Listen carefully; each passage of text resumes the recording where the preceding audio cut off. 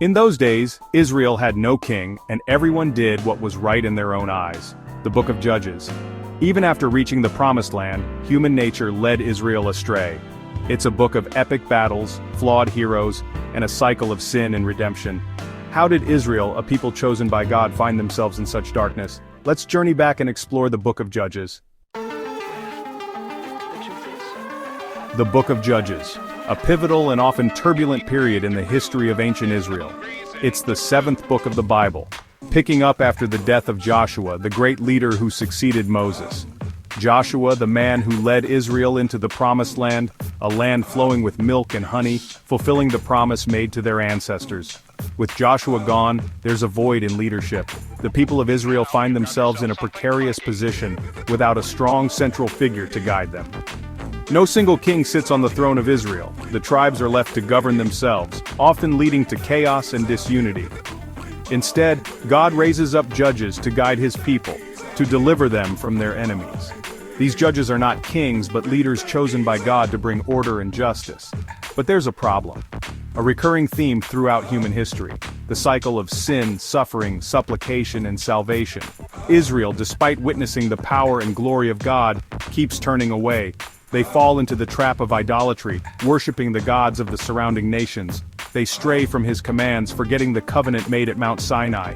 The covenant that was supposed to set them apart as a holy nation. And this forgetfulness? It has consequences. Severe consequences that affect the entire nation. The Israelites were commanded to drive out the Canaanites, to remove the influence of these pagan cultures from their midst. But they didn't fully obey. They allowed some of the Canaanites to remain, thinking they could coexist peacefully. They allowed some to remain, and with them their idols and false gods. These idols became a snare to the Israelites, leading them further away from God. It's a recipe for disaster. The seeds of disobedience and idolatry would grow into a harvest of suffering and oppression. This turning away from God leads to the rise of the first judge, Othniel, a man chosen by God to deliver Israel from their enemies and restore them to a right relationship with him. The Book of Judges isn't just a collection of heroic tales, it's a profound narrative that delves deep into the human condition, exploring themes of faith, disobedience, and redemption. Each story within its pages serves as a mirror, reflecting the struggles and triumphs of a nation grappling with its identity and relationship with the divine. It paints a picture of a repeating cycle. This cycle is not just a historical recount but a timeless lesson, illustrating the consequences of turning away from core values and the enduring hope of redemption. A cycle that reveals human fallibility and God's compassion. It's a dance between human weakness and divine grace, showing that even in our lowest moments, there is always a path back to grace if we choose to seek it. It begins with Israel turning away from God. The people, once fervent in their faith, begin to stray, seduced by the allure of foreign gods and practices. They forget his laws and fall into idolatry. The commandments that once guided them become distant memories, overshadowed by the temptations of the world around them. They worship false gods, embracing practices that grieve God. These actions are not just betrayals of faith but also of their identity as a chosen people. And their actions, they have consequences. The once prosperous land begins to crumble, and the unity of the people fractures. God allows foreign nations to oppress them. These invaders are not just conquerors but instruments of divine justice, reminding Israel of the cost of their disobedience. These nations become the rod of discipline, a reminder of the price of disobedience. The suffering they endure is a direct result of their choices, a harsh but necessary lesson. The pain of their oppression becomes unbearable. The weight of their suffering drives them to the brink, forcing them to confront the reality of their situation. In their despair, the Israelites cry out. Their voices, once silent in complacency, now rise in desperation, seeking the mercy they once took for granted. They remember their God and beg for his mercy. This act of remembrance is not just a plea for relief, but a return to their true selves, a rekindling of their faith, and God hears their cries. His response is not just an act of compassion, but a reaffirmation of his covenant with them. He raises up a judge to deliver them from their enemies. These judges are not just military leaders but spiritual guides, tasked with restoring the nation's faith and integrity. Under the judge, Israel experiences peace. This peace is a testament to the power of faith and the importance of righteous leadership. They taste victory and remember God's goodness. but their faithfulness fades. The cycle of forgetfulness and disobedience begins anew, a tragic reminder of human nature's tendency to stray. The cycle begins anew, a dance between sin and redemption over nearly 3 centuries. This relentless pattern serves as a powerful lesson for all generations, emphasizing the importance of steadfast faith and the ever-present possibility of redemption.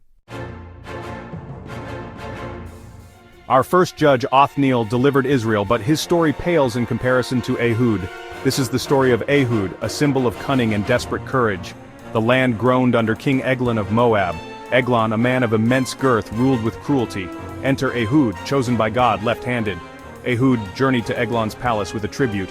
Hidden beneath his cloak was a double-edged dagger. Ehud presented himself before Eglon. Alone in the king's chamber, Ehud struck. He plunged the dagger into Eglon's belly. The deed was done, swift and brutal. Ehud escaped, leaving behind a nation ripe for liberation. In a time when men ruled, God raised up a woman, Deborah. She was not just any woman, she was a beacon of hope and a symbol of divine intervention. Her wisdom and courage were unparalleled, and she stood as a testament to the power of faith and leadership. Her name was Deborah, a prophetess, a judge, a mother to a nation. She held court under the palm of Deborah, where the Israelites came to her to settle their disputes. Her role was multifaceted, embodying the spiritual, judicial, and maternal aspects of leadership. Israel found themselves under the yoke of Jabin, the Canaanite king, and his general Sisera. The oppression was severe and the Israelites cried out to God for deliverance. The Canaanites, with their superior military technology, seemed invincible. Sisera commanded a force of iron chariots, 900 strong. These chariots were the tanks of the ancient world, striking fear into the hearts of their enemies. The Israelites, on foot and poorly armed, were no match for such a formidable force. God spoke to Deborah, instructing her to summon Barak to face Sisera's army. This divine message was clear and urgent. Deborah, with unwavering faith, called upon Barak, a respected military leader, to lead the charge against their oppressors. Barak hesitated, knowing Sisera's might. The fear of facing such a powerful enemy was palpable. He knew the odds were against them, and the thought of leading his men into what seemed like certain defeat weighed heavily on him.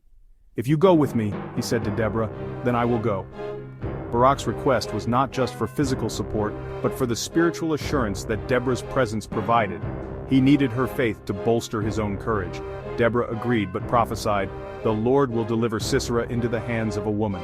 This prophecy was both a promise and a challenge, indicating that victory would come in an unexpected way, defying the norms of their patriarchal society. The battle commenced, a clash of iron and flesh. The Israelites, inspired by Deborah's faith and Barak's leadership, fought valiantly. The battlefield was a chaotic mix of bravery and brutality, with the outcome hanging in the balance. And just as Deborah prophesied, the tide turned by the hand of another. Jael, a woman of great courage, struck the decisive blow, fulfilling Deborah's prophecy and securing Israel's victory. This moment was a testament to the unexpected ways in which divine plans unfold.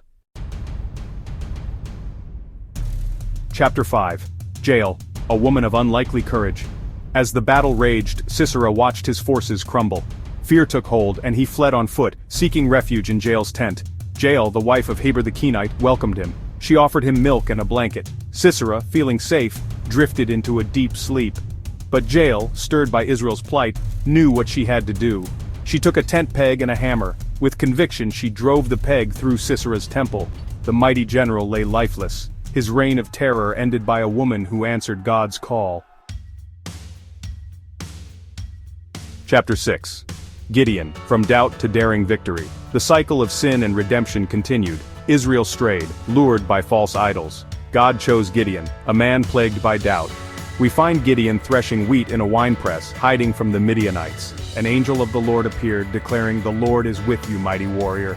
Gideon, skeptical, asked, "If the Lord is with us, why has all this happened?" He needed proof, a sign to bolster his faith, and God provided. First, the fleece. Gideon asked for dew on the fleece only, and God obliged. Then, dew on the ground but not on the fleece. And again, God obliged. Chapter 7. 300 warriors, a lesson in divine strategy. With his faith strengthened, Gideon rallied the Israelites. An army assembled, ready to face the Midianites. But God saw a danger in their strength. "You have too many men," God told Gideon. I do not want them to say, "We saved ourselves by our own strength."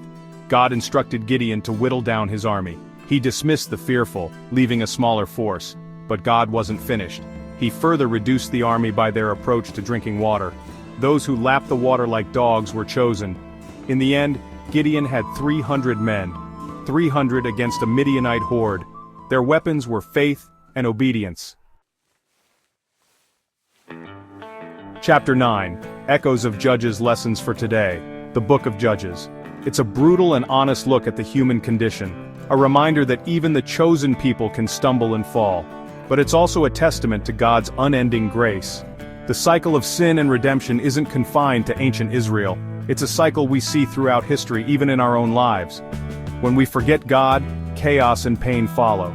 But God offers us grace, forgiveness, and the strength to break free from the cycle of sin.